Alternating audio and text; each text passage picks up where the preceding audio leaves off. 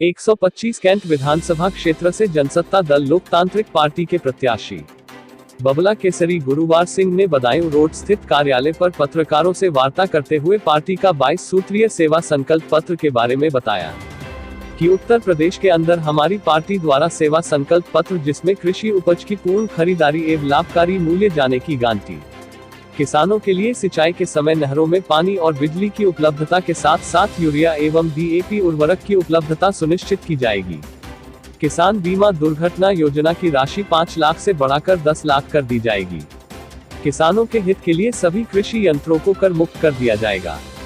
किसानों को खेतों की बैरिकेडिंग के लिए ब्याज को कर मुक्त कर दिया जाएगा।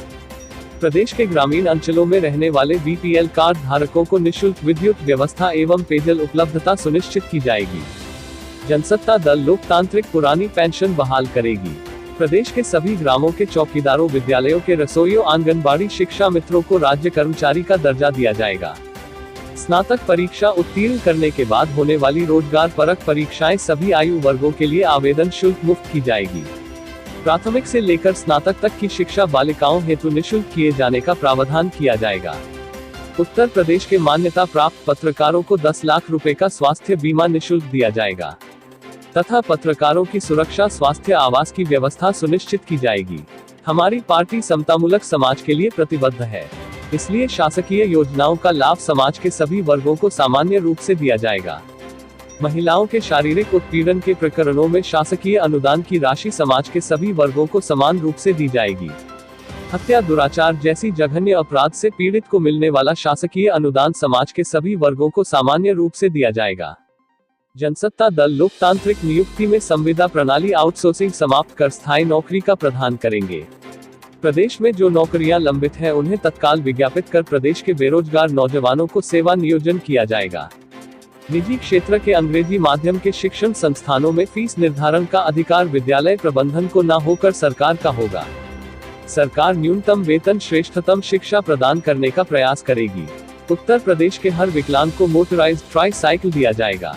चिकित्सा सेवा के क्षेत्र में हमारा दल संकल्पित है कि सरकारी चिकित्सालयों की वर्तमान सुविधाओं का विस्तार कर उन्हें उच्चीकृत किया जाए तथा रिक्त पड़े चिकित्सकों के पदों पर तत्काल नियुक्ति कर आम आवाम को स्तरीय चिकित्सा उपलब्ध कराई जाए। चिकित्सकों के परामर्श शुल्क के निर्धारण का अधिकार सरकार का होगा। स्वास्थ्य के क्षेत्र में शासन द्वारा शल्य चिकित्सा एवं असाध्य रोगों के निवारण हेतु दिए जाने वाले अनुदानों के क्रम में अब तक संतानहीनता के लिए कोई अनुदान नहीं है, जबकि यह वर्तमान में पूरे राष्ट्र की बड़ी समस्या है। हमारा दल इस क्षेत्र की आधुनिक चिकित्सा हेतु अनुदान की व्यवस्था सुनिश्चित करेगा।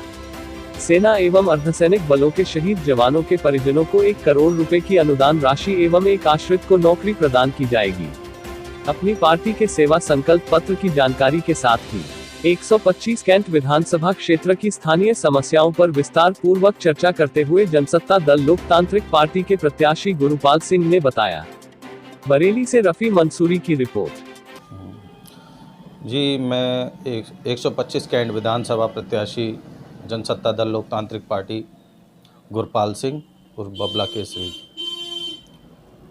गुरपाल जी, ये बताइए, आप 125 कैंट विधानसभा क्षेत्र से प्रत्याशी हैं और पिछले 20 सालों में जो शहर की कैंट की समस्याएं हैं, वो जो 20 साल पहले थी वो समस्याएं आज भी हैं, इन पर क्या कहना चाहेंगे?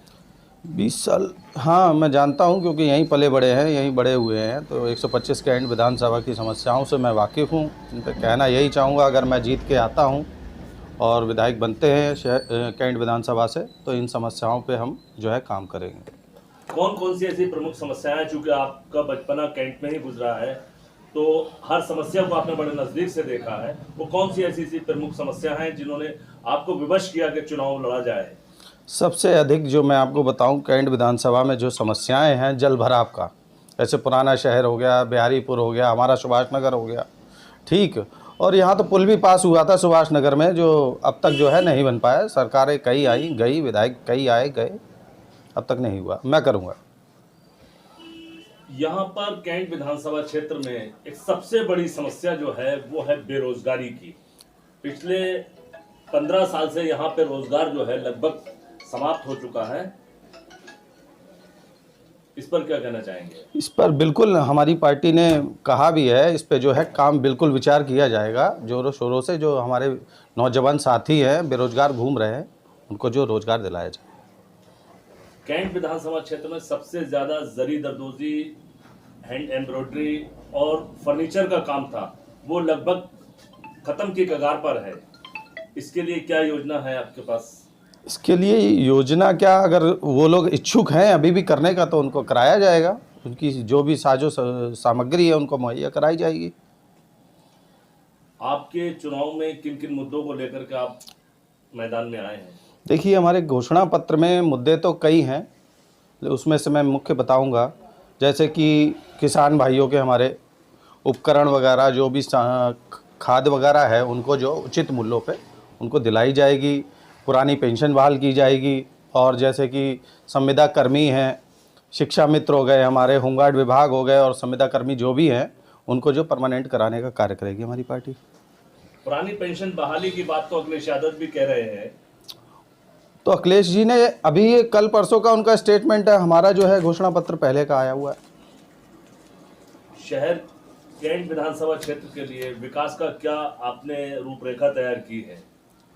कैंट विधानसभा में रूपरेखा क्या, हम बचपन से देखते आ रहे हैं, तो रूपरेखा क्या, उसको जो करना है तो वो करके दिखाना है ना। रूपरेखा तैयार क्या करना, करेंगे ना तब आप देखिएगा।